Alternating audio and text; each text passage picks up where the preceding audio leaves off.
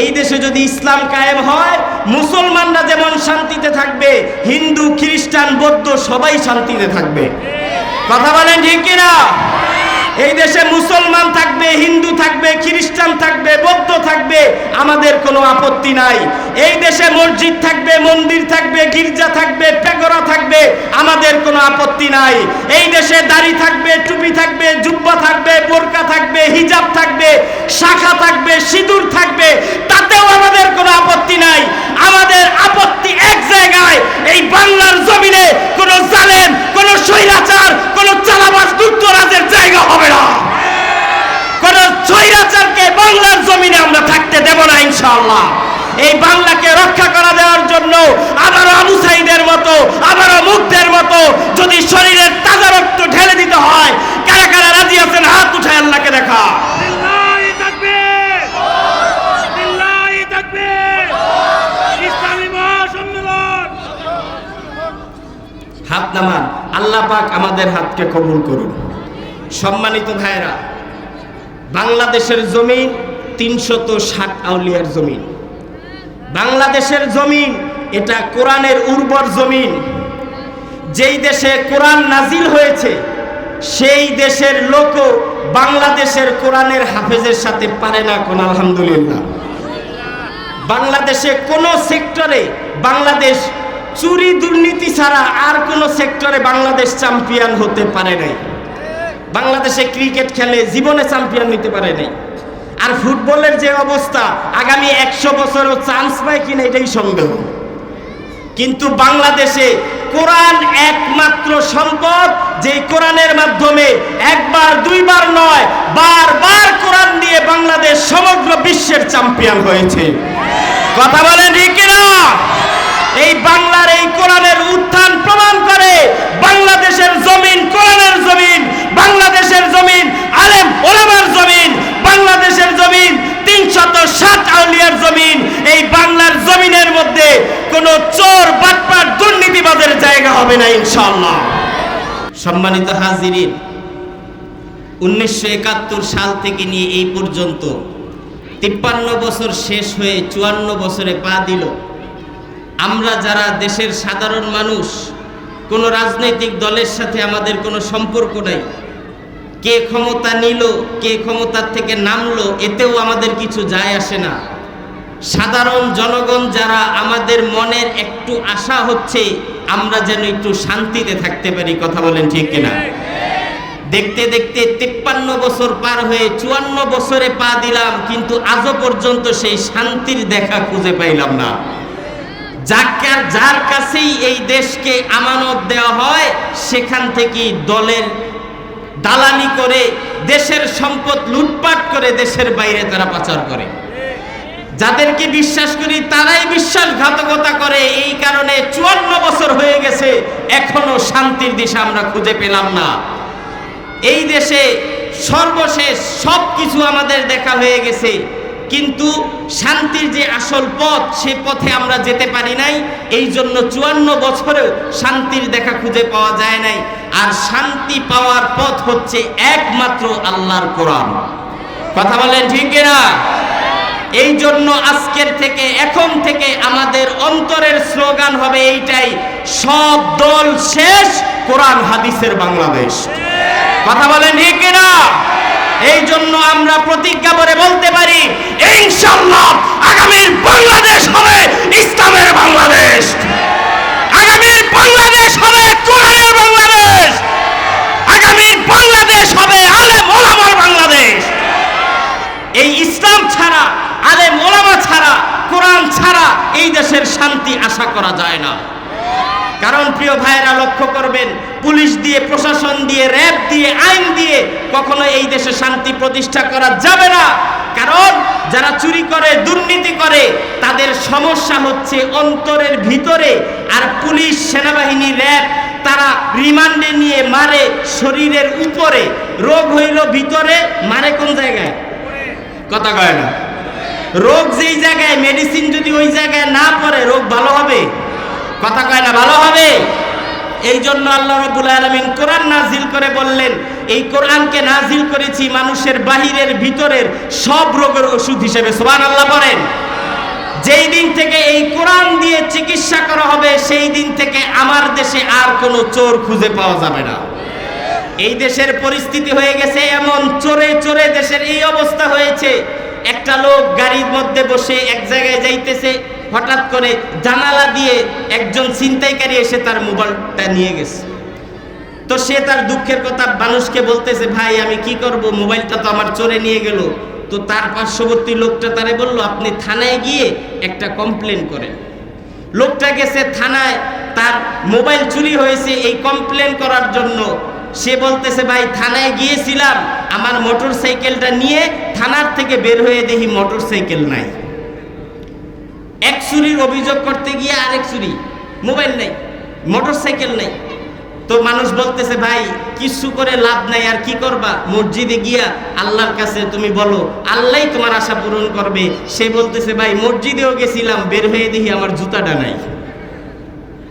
আমাদের বাংলাদেশের অবস্থা হয়ে গেছে এমন, প্রত্যেকটা রন্দে রন্দে চোর বাটপার দিয়ে ভরে গেছে। কথা বলেন ঠিক কিনা? এই জন্য এই পরিস্থিতি থেকে পরিত্রাণ পাওয়ার একমাত্র রাস্তা হচ্ছে কোরআন। আর এই কোরআনকে বুকে ধারণ করতে হবে এই দেশের যুব সমাজকে। কারণ এই দেশের যুব সমাজ 2024 সালে প্রমাণ করেছে, এই দেশের যুব সমাজ চাইলে এই দেশের ইতিহাসকে পরিবর্তন করে দিতে পারে। আমরা মনে করেছিলাম আমাদের যুব সমাজ নষ্ট হয়ে গেছে, তাদের দিয়ে কিচ্ছু হবে না। আমরা ভেবেছিলাম এই যুব সমাজ মোবাইলের আসক্ত হয়ে গেছে, তাদের দিয়ে কিচ্ছু হবে না। আমাদের যুব সমাজ নারীর প্রতি আসক্ত হয়ে গেছে, তাদের দিয়ে কিচ্ছু হবে না। আমাদের যুব সমাজ তারা নেশার দিকে আকৃষ্ট, তাদের দিয়ে কিচ্ছু হবে না। কিন্তু 2024-এর বাংলার যুবকেরা প্রমাণ করেছে এই দেশের যুব সমাজ এখনো নষ্ট হয়ে যায় নাই। এই দেশের যুব সমাজ চাইলে এখনো দেশের ইতিহাস পরিবর্তন করে দিতে পারে। এই জন্য আমার যুবক ভাইদেরকে বলবো, যুবক ভাইরা তোমরা এই দেশের সম্পদ। ও যুবক ভাইরা, তুমি আমার লাল সবুজের পতাকার পাহারাদার। ও আমার যুবক ভাইরা, তুমি 56,000 বর্গ কিলোমিটারের অত্যন্ত প্রহরী। তুমি যদি সতর্ক থাকো, এই লাল সবুজের পতাকাকেও ছিনিয়ে নিতে পারবে না। তুমি যদি সাবধান থাকো, কোন নাস্তিক মুরতাদ বিদেশি ভারতীয় দালাল এই দেশের বর্ডারের দিকে হাত বাড়াতে পারবে না। ওদের সংখ্যায় যদিও 120 কোটি আমাদের চাইতে বেশি হয়, আমরা সংখ্যায় কম হতে পারি, কিন্তু আমাদের কাছে যা আছে ওদের কাছে তা নাই। ওদের দেশে 120 কোটি মানুষ আছে, কিন্তু এই দেশের একজন আবু সাহিদ ওই 120 কোটির মধ্যে নাই। ওদের ওই 120 কোটির চাইতে আমার দেশের একজন আবু সাইদি যথেষ্ট, যারা পুলিশের বন্দুকের নলের সামনে বুক পেতে দিয়ে দাঁড়িয়ে থাকে সিংহের মতো, একে একে 3টা বুলেট বুকে লাগানোর পরেও পিছনের দিকে তাকায় নাই। কথা বলে ঠিক কিনা? এই আবু সাইদের মতো যুবকরাই এই বাংলার সম্পদ।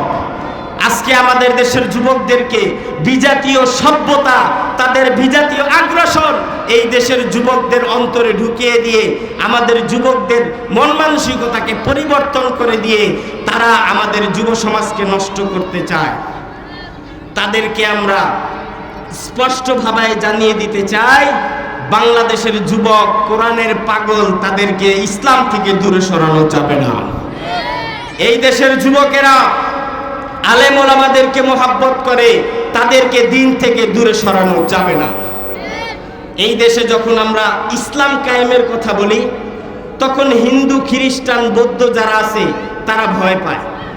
তারা মনে করে এই দেশে ইসলাম কায়েম হয়ে গেলে হয়তো হিন্দু খ্রিস্টান তারা এই দেশে থাকতে পারবে না, আমরা তাদেরকে দেশ থেকে বের করে দেব, এটা তারা মনে করে।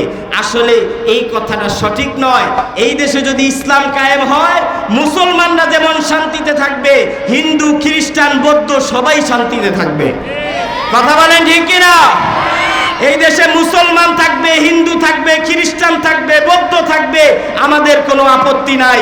এই দেশে মসজিদ থাকবে, মন্দির থাকবে, গির্জা থাকবে, পেগোরা থাকবে, আমাদের কোনো আপত্তি নাই। এই দেশে দাড়ি থাকবে, টুপি থাকবে, জুব্বা থাকবে, বোরকা থাকবে, হিজাব থাকবে, শাখা থাকবে, সিঁদুর থাকবে, তাতেও আমাদের কোনো আপত্তি নাই। আমাদের আপত্তি এক জায়গায়, এই বাংলার জমিনে কোনো জালেম, কোনো স্বৈরাচার, কোনো চালাবাজ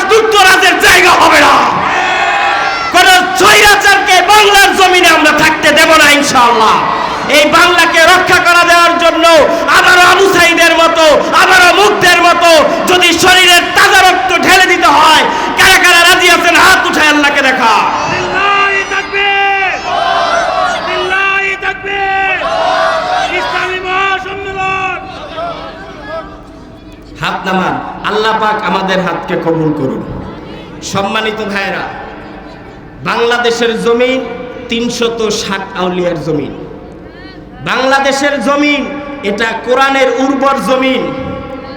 যেই দেশে কোরআন নাজিল হয়েছে সেই দেশের লোকও বাংলাদেশের কোরআনের হাফেজের সাথে পারে না কোন, আলহামদুলিল্লাহ।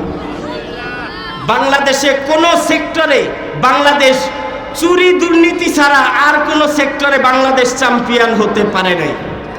বাংলাদেশে ক্রিকেট খেলে জীবনে চ্যাম্পিয়ন নিতে পারে নাই। আর ফুটবলের যে অবস্থা, আগামী ১০০ বছরও চান্স পায় কিনা এটাই সন্দেহ। কিন্তু বাংলাদেশে কোরআন একমাত্র সম্পদ, যে কোরআনের মাধ্যমে একবার দুইবার নয় বারবার কোরআন দিয়ে বাংলাদেশ সমগ্র বিশ্বের চ্যাম্পিয়ন হয়েছে। কথা বলেন ঠিক কিনা? এই বাংলার এই কোরআনের উত্থান প্রমাণ করে বাংলাদেশের জমিন কোরআনের জমিন, বাংলাদেশের জমিন আলেম ওলামার জমিন, বাংলাদেশের জমিন ৩৬০ আউলিয়ার জমিন। এই বাংলার জমিনের মধ্যে কোন চোর বাটপার দুর্নীতিবাদের জায়গা হবে না ইনশাআল্লাহ। আজ নয়তো কাল এই বাংলার জমিনে আল্লাহর দ্বীন কায়েম হবেই হবে ইনশাআল্লাহ। আর এর জন্য সবচাইতে বেশি দরকার আমাদের দেশের যুবক সমাজদের। কথা বলেন ঠিক কিনা? আল্লাহর কাছে অনেক শুকরিয়া জানাই, সমগ্র বাংলাদেশে যত জায়গায় আমরা কোরআনের কথাগুলো বলতে যাই, সব জায়গায় গিয়ে দেখি আমাদের যুবক ভাইদের সংখ্যা সবচাইতে বেশি। আলহামদুলিল্লাহ বলবেন না? সমগ্র বাংলাদেশে আমাদের যুবক ভাইদের সংখ্যা কোরআনের মাহফিলে বেশি দেখা যায়। এতে করে বোঝা যায় ইনশাআল্লাহ আগামীর ইসলামী বাংলাদেশের ধারক বাহক হবে আমার যুবক ভাইয়েরা। কথা বলেন ঠিক কিনা? সম্মানিত ভাইয়েরা ও যুবকরা, তোমরা যদি মেসি রোনালদো ওই সমস্ত নায়ক নায়িকা গায়ক গায়িকা খেলোয়াড়দেরকে তোমরা আদর্শ হিসাবে গ্রহণ করো না, তোমরা আদর্শ হিসাবে গ্রহণ করো এই দেশের আলেম ওলামাদেরকে, তোমরা আদর্শ হিসাবে গ্রহণ করো কোরআনকে, তোমরা আদর্শ হিসেবে গ্রহণ করো ইসলামকে। যদি তোমরা দ্বীনকে, কোরআনকে, ইসলামকে আদর্শ হিসেবে গ্রহণ করতে পারো, ইনশাআল্লাহ আল্লাহর এই জমিনের মধ্যে আল্লাহর দ্বীন কায়েম হবেই হবে ইনশাআল্লাহ।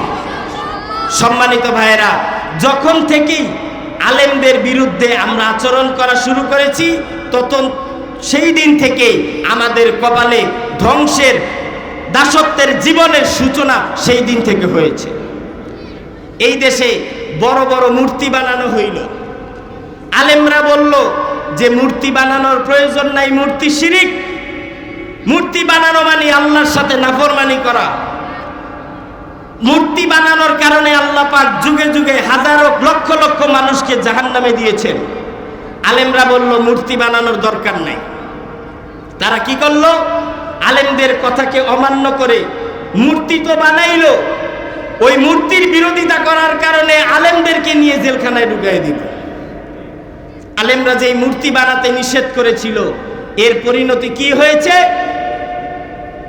বিগত 15 বছরে হাজার হাজার কোটি টাকা নষ্ট করে যতগুলি মূর্তি বানানো হয়েছে, 15 বছরে ক্ষমতাচ্যুত হওয়ার 15 ঘন্টার মধ্যে সকল মূর্তি ভেঙে বাংলাদেশের জনগণ মাটির সাথে মিশিয়ে দিয়েছে।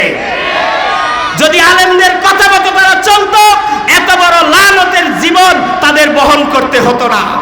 শুধু মূর্তি ভাঙাও হয় নাই, অনেকে মূর্তির মাথার উপরে পেশাবও করে দিছে। কথা বলেন ঠিক না?